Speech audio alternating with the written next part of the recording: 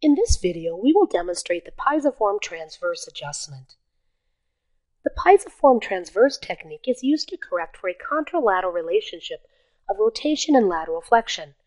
For example, a segment that is right rotated and left laterally flexed, as shown here. We have previously defined the Pisiform Transverse technique as a resisted technique. This means that what joint is affected when you contact the segment? The joint above or the joint below the malpositioned segment? Resisted techniques such as the Pisiform Transverse affect the joint above.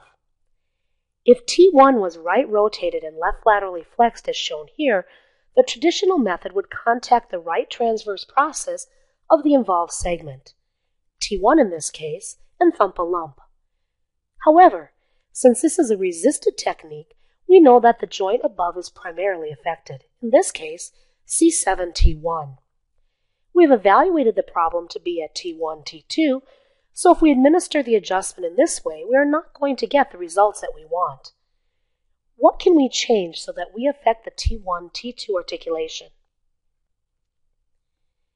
Keep in mind that we are contacting bones, but affecting the joint between two bones. Since resisted techniques affect the joint above, we can simply move our contact point down one segment and to the opposite side and contact the transverse process of T2 on the left. We will then align the relationship between T1 and T2, the joint that we originally found to be dysfunctional. In other words, we open the peanut butter jar by turning the jar instead of the lid.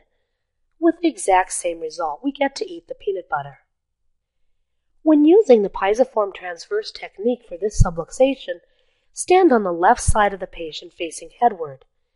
Contact the left side of the T1 transverse process with your right pisiform, dragging tissue slack onto the TP.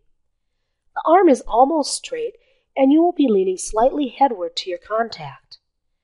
Indifferent hand number 3 is used with the left thumb contacting below the left mastoid process with fingers to the face. Look at the head position. What do you see in terms of pre-stress at this point?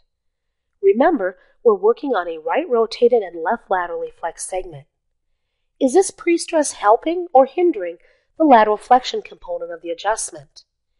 Can you see that we have taken the head out of left lateral flexion and into right lateral flexion, setting up the correct pre-stress?